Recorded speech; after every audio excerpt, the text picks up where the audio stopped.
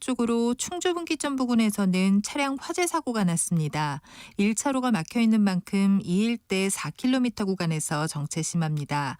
경부고속도로 부산 쪽으로는 먼저 반포부터 서초 사이로 정체되고 이후 영남권 구미 부근 4차로에서는 낙하물을 처리하고 있습니다. 반대 서울 방면으로는 옥산 분기점에서 청주 휴게소 사이와 또 양재부터 반포 사이로 정체입니다. KBS 교통정보센터였습니다.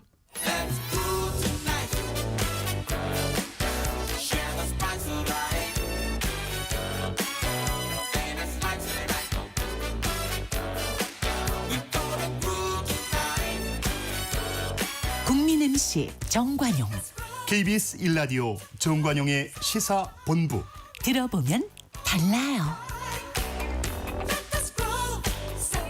국제뉴스 정리하는 움직이는 세계입니다. 서울신문의 송현석 기자, 안녕하세요. 네, 안녕하세요. G7 외교장관 회의가 있었죠? 어떤 이야기들이 오갔어요?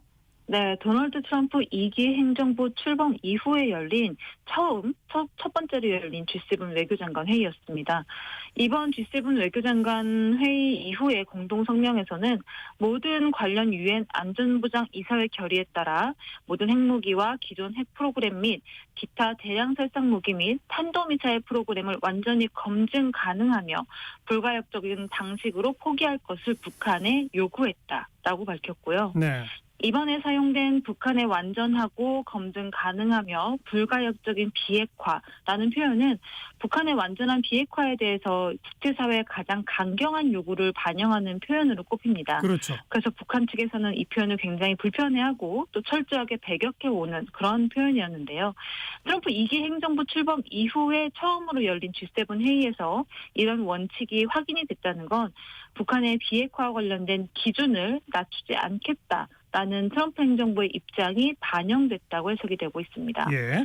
더불어서 이번 G7 외교장관 회의 성명에서는 북한에 러시아를 위해 파병된 군대 천수를 포함한 이 러시아의 우크라이나 침략 전쟁에 대한 모든 지원을 즉시 중단할 것을 촉구하고 납치 문제의 즉각적인 해결도 촉구했다고 전해지고 있습니다. G7 외교장관 회의를 계기로 한미 외교장관 회의도 있었죠? 여기서는 네. 또 어떤 얘기가 나왔습니까? 네, 역시 북한의 완전한 비핵화 방침에 대한 이야기가 나왔습니다. 조태열 외교부 장관과 마코 루비오 미 국무장관이 현지 시간으로 15일에 독일 미넨에서 양자회담을 가졌고요. 한국은 이 자리에서 미국으로부터 북한의 완전한 비핵화 방침과 함께 확장 억제에 대한 확인을 받았다고 알려지고 있습니다. 그래서 루비오 장관은 미국은 같은 민주주의 국가로서 한국과의 관계를 중시하고 있고 각국 국내 상황과 무관하게 신뢰관계를 안정적으로 유지하고자 한다라고 답했고요. 네. 또 회담에서는 북한이 러시아 우크라이나 전쟁에 군대를 파견한 점에 대해서도 우려가 나왔고 미국이 공식화한 상호 관세에 대한 의견도 한국에 전달한 것으로 전해지고 있습니다. 조 장관이 관세와 관련해서 미국 무역에 한국에 미치는 기여도에 대해서 강조하는 메시지를 전달했고요. 루비오 장관은 이 이야기를 듣고 관련 부처에 잘 전달하겠다라고 답한 것으로 알려졌습니다. 네. 자, 우크라이나 전쟁 관련해서 트럼프 대통령이 드디어 푸틴 러시아 대통령하고 전화 통화를 했다고요? 네, 이번 주 두 사람이 전화통화를 했는데요. 통화한 정확한 시점은 밝혀지지 않았습니다. 트럼프 대통령은 푸틴과 전화통화를 했다고 밝히면서 푸틴이 전쟁에서 사람들이 죽어가는 것에 대해서 신경을 쓰고 있다라고 생각한다. 그리고 푸틴은 사람들의 죽음을 보고 싶어하지 않는다라고 전했고요.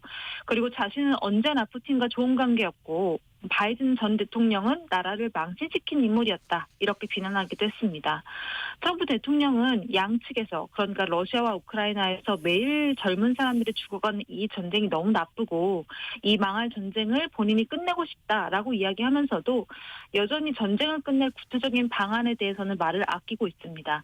다만 트럼프 대통령은 젤렌스키 우크라이나 대통령과 우리 돈으로 7,003억 원 규모의 거래를 체결하고 히토류 같은 우크라이나 핵심 광물에 대한 미국의 접근권을 확보하는 대가로 우크라이나에 안보 보장을 제공하고 싶다라는 뜻을 밝히긴 했습니다. 이런 자원을 이용해서 안보를 확보하는 미국 측의 방안에 대해서 우크라이나 쪽 입장은 나왔나요?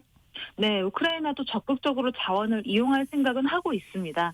젤렌스키 대통령도 지난 8일에 SNS를 통해서 우크라이나는 우라늄이나 티타늄, 망간, 히토류, 천연가스 같은 높은 가치를 가진 수십 가지 자원을 보유하고 있고 여기에 투자를 해달라. 우리 함께 개발하고 돈을 벌어보자.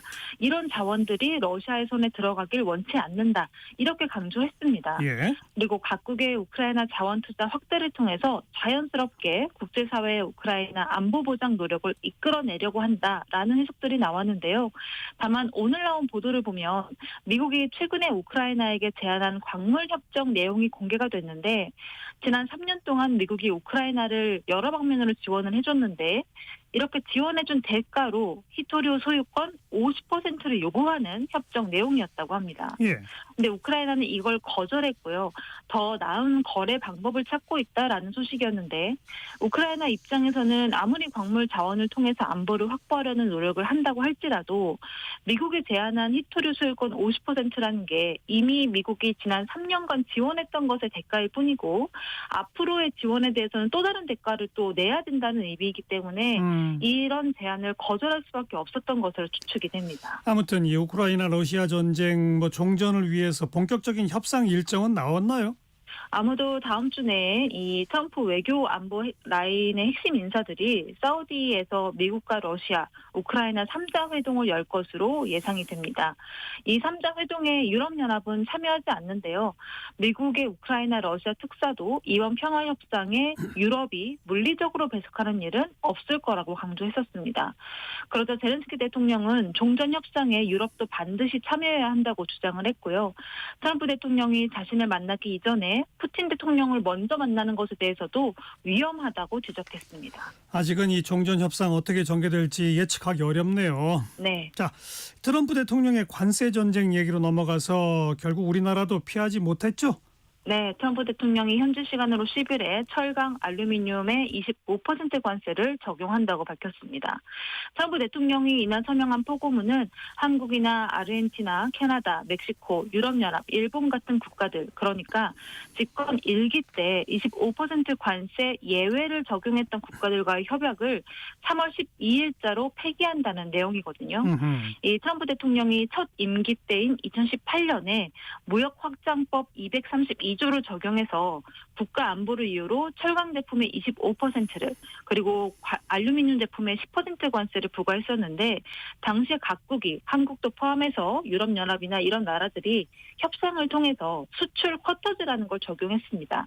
그러니까 263만 톤 이상 되는 물량에 대해서만 관세를 물린다. 이런 협상 내용이었는데 네. 이번 조치로 모든 철강과 알루미늄 수출 물량에 이제 25% 관세가 적용되게 된 거죠. 네. 이 관세 전쟁에서 절대 예외는 없다. 이게 트럼프 대통령의 입장인데 그런데 딱 한 나라는 예외 국가가 있다면서요? 네, 호주입니다. 트럼프 대통령은 호주산 철강 알루미늄 제품에는 관세 면제를 고려하고 있다. 이렇게 이야기를 했는데요. 왜냐하면 미국이 호주를 상대로 무역 수지 흑자를 내고 있기 때문이고 이 얘기는 호주는 미국에서 돈을 많이 안 벌어갔다는 뜻이겠죠. 그래서 트럼프 대통령은 호주가 미국이 무역 흑자를 내는 몇 안 되는 상대방이고 그 이유로 이제 호주가 미국산 비행기를 많이 사가고 있다. 이렇게 이야기하기도 했습니다. 또 앨버니지 호주 총리도 트럼프 대통령에게 호주에 대한 철강 알루미늄 관세 면제를 요청했고 트럼프도 이를 고려하기로 동의했다라고 전했습니다. 네. 철강 알루미늄에 25% 관세 적용 그러면 이제 값이 많이 뛸 텐데 지금 국제 가격 상황은 어때요? 네, 미국 내에서 특히 관세 발효 전에 물량을 확보하려는 움직임이 눈에 띄게 나타나고 있습니다. 예. 3월물 알루미늄 선물 가격이 하루 만에 약 10%까지 상승을 했고요. 앞서서 수입 구리에도 관세를 부과하겠다고 트럼프가 공언을 했기 때문에 뉴욕 상품 거래소에서 구리 선물 가격도 전날보다 2% 상승했습니다. 지역별로도 격차가 좀 벌어졌는데요. 구리 같은 경우는 미국 뉴욕과 영국 런던 사이의 가격 차이가 상당히 나기 시작했습니다. 뉴욕이 톤당 $800 이상이나 비싸게 팔리고 있는데요. 지난달 미국 철강 가격도 가격도 지난해 12월에 비해서 한 달 사이에 최대 4.4%까지 상승을 했습니다. 현지 전문가들은 미국 시장의 가격이 높은 건 현재 시장이 왜곡되어 있다는 걸 반영한다, 이렇게 분석하고 있습니다. 또 수요 증가보다는 공급이 부족할 걸 더 우려하기 때문에 가격이 치솟고 있다, 이렇게 분석하고 있는데요. 관세가 실제로 시행이 되기 이전에 시장이 먼저 이걸 가격에 반영하고 있다는 얘기도 있습니다. 현재 미국은 알루미늄 수요의 약 80%를 수입에 의존하고 있는 나라고요. 캐나다는 미국의 가장 큰 이 정제 알루미늄 공급 국가입니다. 근데 업계에서는 수입 철강이나 알루미늄에 관세를 부과하게 되면 자동차를 사용하는 모든 품목의 가격이 인상될 것이다라는 예상까지 나오고 있습니다. 예. 아무래도 자동차 제조에 철강이 많이 이용이 되다 보니까 철강에 관세 25%를 부과하게 되면 자동차 가격도 아무래도 1,000에서 1,500달러까지 추가로 상승할 수 있다는 예상치도 나옵니다. 게다가 그 자동차에 관련된 관세도 예고가 돼 있잖아요. 네, 트럼프 대통령이 오는 4월 2일에 수입 자동차 관세와 관련해서 큰 거를 발표하겠다, 이렇게 얘기를 했는데 4월 2일이 자동차 관세 적용되는 시점인지 아니면 구체적인 자동차 관세 부과 계획에 대해서 발표하는 날인지는 분명히 밝히지 않았습니다. 지금 미국은 한미 자유무역 협정에 따라서 전기차를 포함한 한국산 승용차에 대해서 2016년부터 무관세를 적용을 하고 있는데요. 지난해 한국의 전체 자동차 수출액 중에서 대미 수출 부분이 차지하는 비중은 전체의 49%에 달합니다. 네. 그러니까 자동차는 한국의 대미 수출 1위 품목이고요. 한국은 2023년 기준으로 대미 자동차 수출국 4위에 랭크가 되어 있거든요. 이 말은 우리가 미국의 자동차를 많이 팔아서 돈을 많이 벌었다라는 뜻이기 때문에 미국이 이걸 빌미로 한국 자동차 분야에 대해서도 관세 폭탄을 던질 가능성이 클 것으로 보입니다. 가장 긴장되는 대목이죠, 이게. 네. 자, 가장 먼저 관세 포탄 맞았던 중국. 시진핑 주석도 트럼프 대통령과 전화 통화했다고요? 네, 트럼프 대통령이 직접 시 주석과 전화 통화를 했다고 밝혔는데 사실 두 사람이 정확히 언제 통화를 했는지가 중요합니다.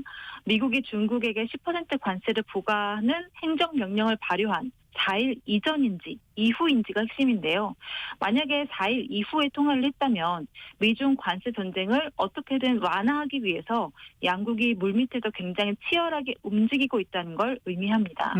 현재 미국도 중국도 정확한 통화 시점이나 내용은 밝히지 않고 있습니다.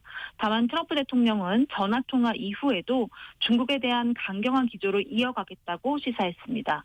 트럼프 대통령은 시 주석과 전화 통화를 사실을 밝히면서 미국은 중국에 매년 최소 1조 달러의 적자를 보고 있다. 중국이 지금처럼 많은 돈을 빼내도록 놔두지 않을 것이다. 이렇게 경고했습니다. 또 중국과 러시아의 군사력이 강화되고 있다면서 국방비 지출을 늘리고 싶다고 말하다가도 또 시 주석이나 푸틴 대통령 그리고 여러 사람들과 함께 폭탄 만드는 일 좀 줄이자고 말해야 한다면서 군축 협상에 들어갈 수 있다는 점도 시사했습니다. 네. 미국 관련 소식 하나 더 알아보죠. 트럼프 대통령이 지금 알래스카의 석유 가스 개발 사업을 논의하고 있는데 한국과 일본이 동시에 여기에 참여할 의지를 갖고 있다고요? 네, 이번 사업은 북극해 연안 알래스카 북단의 프루도베이 가스전에서 이 생산된 천연가스를 송유관을 거쳐서 앵커리지 인근의 부동항까지 나른 후에 여기서 액화를 하고 CUG로 나르는 그런 큰 프로젝트입니다. 예.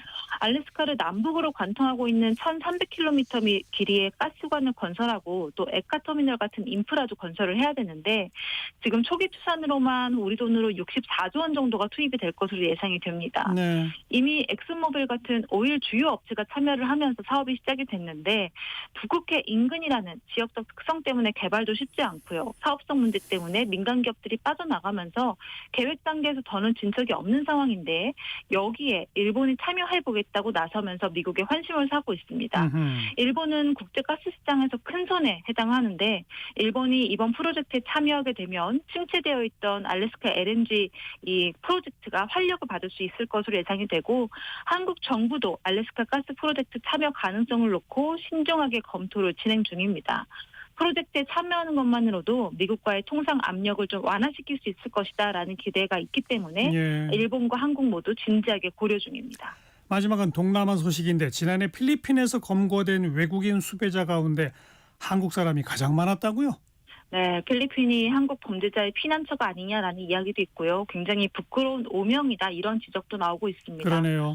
필리핀 이민국이 10일 공개한 자료를 보면 지난해 해외에서 범죄를 저지르고 필리핀으로 도피한 외국인 용의자 180명이 체포됐는데 이 중에 41%가 한국인이었습니다.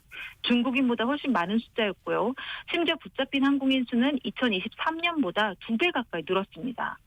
경제 범죄부터 불법 도박, 자금 세탁, 피싱이나 강도, 마약 거래까지 범죄 종류도 굉장히 다양했습니다. 네. 움직이는 세계였어요. 서울신문 송현석 기자 고맙습니다. 감사합니다.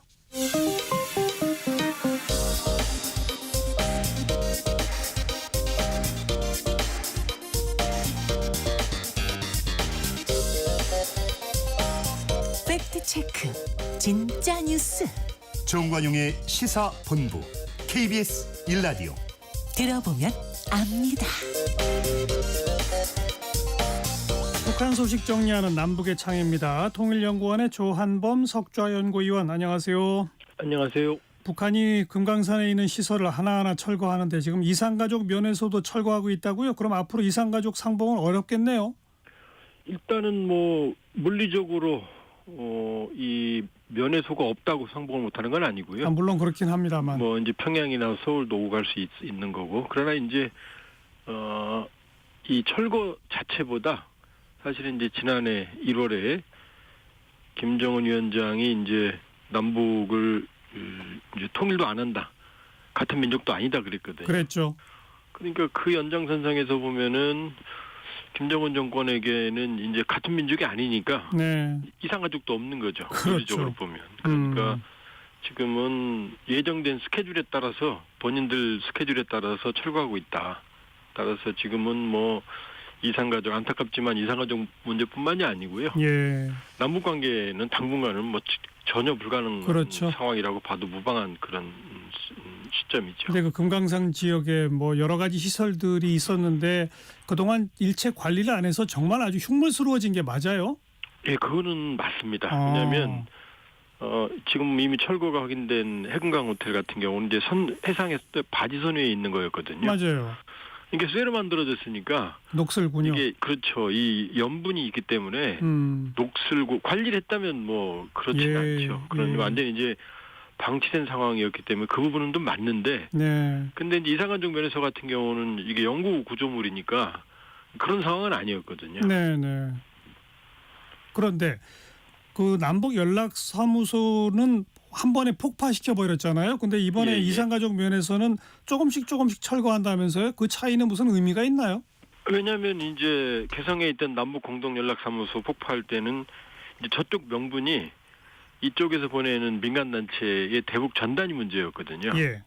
그러니까 그때 김여정 부장이 나와서 직접 성명을 냈고, 그리고 이제 본인들이 예고를 했어요. 그러고 나서 이제 정말로 충격적으로 폭파 방식으로 이제 철거를 하고. 그랬죠.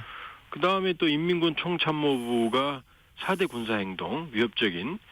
그러니까 그 당시는 사실은 대북 전단으로 인해서 긴장이 고조되는 시점이었고요.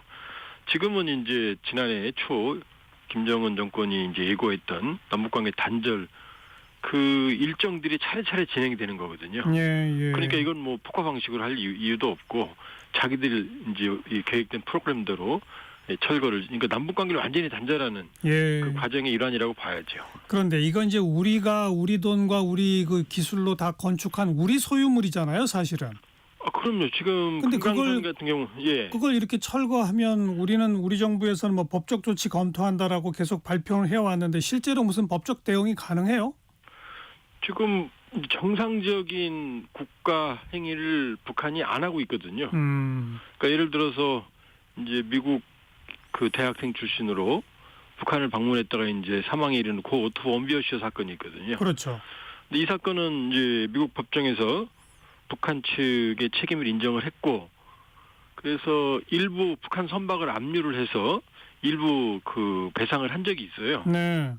그러니까 우리 같은 경우도 그런 방식이 가능하지만 일단 우리가 관리할 수 있는 북한의 재산이 없고요. 없죠. 그다음에 북한에 뭐 이런 법적인 효력을 전달할 수 있거나 강제할 수 있는 수단이 지금 전혀 없거든요. 그러니까 네. 지금 하고 있는 법적인 조치들은 미래에 특정 시점, 이제 북한이 보통 국가가 됐을 때 예. 대비하는 거지 당장은 사실 안타깝지만 효과가 없죠. 알겠습니다. 자, 지난 13일에 미국의 본토 방어를 담당하는 사령관이 북한이 미국 본토를 타격할 수 있는 ICBM 대륙간 탄도탄 생산을 곧 개시할 가능성이 있다. 이렇게 상원 군사위원회에 보고했는데 실제로 그런 영향이 있습니까? 그러니까 이제 우리도 뭐 미국의 공개적인 입장 표명과 전략적 의도, 그다음에 실제 상황 이걸 좀 구분해서 봐야 되는 게요. 예. 지금 북한은 아직 ICBM의 정상적인 대기권 밖에서 대기권 내려 들어오는 재진입 실험을 한 번도 안 했고요. 재진입이 제일 중요하죠. 그럼요. 이게 없이는 ICBM 완성이 안 됩니다. 그 다음에 정상적인 각도 발사도 한 번도 안 해봤거든요. 네. 근데 이제 갑자기 본토 방어 담당 사령관이 뭐 미국 전역을 타격할 수 있다, 대량 생산할 수 있다, 조금 약간 거리감이 있는 얘기거든요. 그럼 뭐 북한의 능력을 무시하면 안 되지만 지금 트럼프 정권이 미국판 아이언돔, 그러니까 미국판 미사일 방어망의 완성을 트럼프 대통령이 지시를 했거든요. 예. 그러려면 아무래도 이제 그 외부의 위협이 부각될 필요가 있겠죠. 그러니까 지난해 말까지만 하더라도 미 당국, 군 당국 입장은 아직 본토 타격 능력은 없다는 입장이었거든요. 그랬죠. 그러니까 북한의 미사일 능력이 빠른 속도로 향상되는 건 틀림없지만, 그러나 대기권 재진입 실험이나 아니면은 정상각도 발사 시험도 없는데 네. 갑자기 뭐 ICBM을 대량 생산하면 그건 그 성능이 불확실한 걸 대량 생산하는 거니까 논리적으로 안 맞거든요. 예. 그러니까 이번 발언은 어느 정도 정치적인 의도를 담고 있다 이렇게 봐야겠죠. 그러니까 별 근거 없이 미국판 아이언돔에 그 어떤 명분을 제공하려고 이런 발언을 했다. 이런 거네요. 예, 물론 이제 위협이란 실체는 있지만 갑자기 뭐 이렇게 몇 달 만에 비약적으로 능력이 뜰 가능성은 높지 않죠. 그래서 이제 북한이 그 재진입을 또 정상 각도로 발사하는 그런 시험 미사일 발사를 그 시도할 가능성이 있다. 이런 전망이 나오는 거 아닌가요? 그렇죠. 그러니까 이미 지난해 그 ICBM 지하 기지, 다량의 ICBM 있는 기지를 공개한 적은 있어요. 예. 그러나 말씀드렸다시피 검증도 안 된 무기를 대량으로 생산할 이유가 없죠. 네. 그렇기 때문에 북한은 넘어야 될 산이 ICBM 정상각도 발사 시험이고, 이 시험을 하게 되면 이 탄도의 재진입 시험은 반드시 수반이 되거든요. 그렇죠. 그러니까 북한으로서는 꼭 해보고 싶은 시험이 이거죠. 네. 그런데 과연 그 재진입이 성공할지에 대해서 아직 자신이 없으니까 시험 못 하고 있는 거 아닐까요? 자신감도 없고요.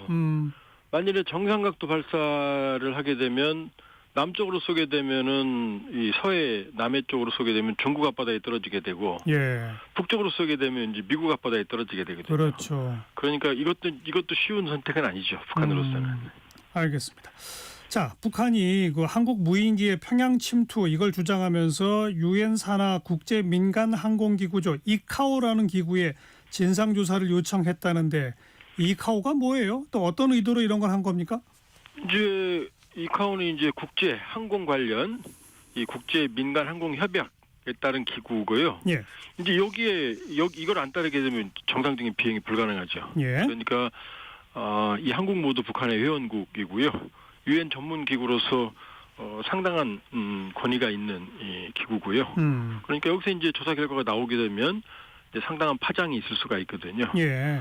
그런데 이제 북한도 2020년 12월에 이 서울 상공에 무인기를 보낸 적이 있거든요. 보냈었죠. 예, 그런 상황에서 굳이 이제 이 문제를 부각시키는 건 지금 본인들이 이 한국에서 보낸 이 무인기, 한국 군 당국에서 보낸 무인기 실물까지 뭐 진위 여부는 모르죠. 공개했었죠. 공개를 했고, 또 이제 이 윤석열 정부가 세 차례 확인된 바로 3차례 시도를 했다라고 지금 그 대내적으로 선언한 상황이거든요. 예. 그러니까 이제 유엔을 통해서 이 문제를 이슈화시키겠다 이렇게 봐야겠죠. 근데 우리는 북한이 무인기 보냈을 때 이카오에 진상조사 요청 안 했죠? 왜냐하면 그때 좀 복잡한데요. 그 북한이 무인기를 보내니까 우리도 대응 차원에서 무인기를 보냈거든요. 근데 이게 유엔군 사령부에서 정전협정 위반이라고 우리한테 지적을 했어요. 예. 그러니까 사실은 북한이 보낸 것도 그건 뭐 당연히 그 정전협정 위반이지만, 우리가 그렇다고 해서 보복하는 행위를 한다고 그래서 우리 입장에서는 충분히 명분이 있지만 그 유엔군 사령부 입장에서는 정열종 위반이라고 판단을 내렸기 그러네요. 때문에 네. 우리로서는 좀 복잡한 문제가 있으니까 예. 이 문제가 크게 이제 비화되지는 않았죠. 이카오에 진상조사 요청하면 우리도 걸리니까 할 수가 없었겠군요. 좀 복잡했죠. 알겠습니다. 여기까지 할까요? 통일연구원의 조한범 석좌 연구위원이었습니다. 고맙습니다. 예, 고맙습니다. 자, 1부 마치겠습니다. 1부 끝곡 김범용의 바람 함께 듣고요. 1시 2부에 다시 옵니다.